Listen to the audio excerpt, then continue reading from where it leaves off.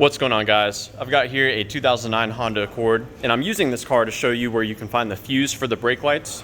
I'm going to show you how to change your brake light switch. I'm also going to discuss a common issue that can cause your brake lights to be stuck on.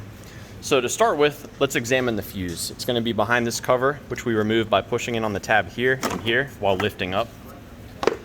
Now the 20 amp fuse that provides power for the brake lights is right here. And power from this fuse also goes to your horn.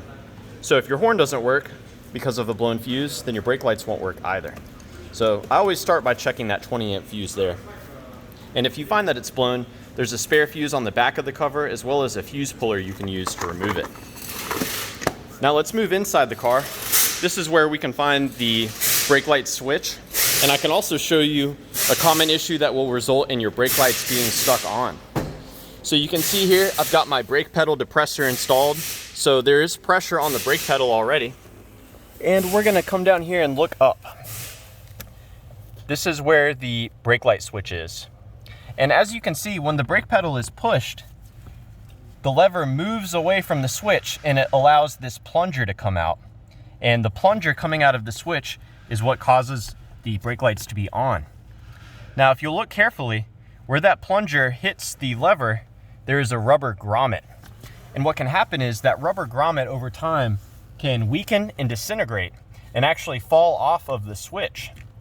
And if that's what happens to your vehicle, then the plunger on the brake light switch will always be out, and therefore your brakes will always be on.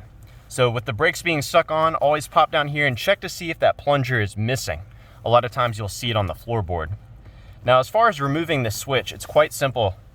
You reach up, you grab it, and you rotate it. I believe it's counterclockwise 45 degrees. So yeah, there we go. Counterclockwise 45 degrees, and it will slide right out. And to further remove it, you've got to take this electrical connector off. You just push on that plunger here, and the connector will pop right out. Now, this red wire is what carries power from the 20 amp fuse. And when the plunger on the switch comes out of the switch, what it does is it connects the power on the red wire to the two green wires. Those green wires go to the rear brake lights.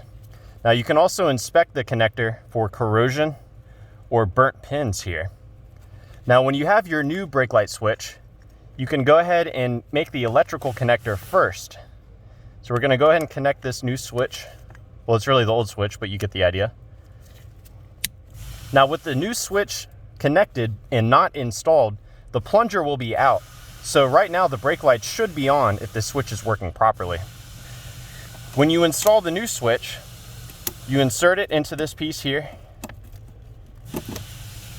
And as you can see, you push it in and then you rotate it to the right to lock it.